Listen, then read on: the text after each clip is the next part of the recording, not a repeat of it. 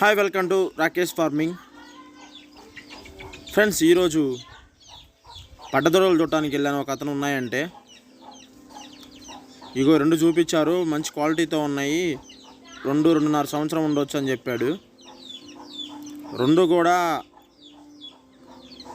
30,000 చెప్పాడు.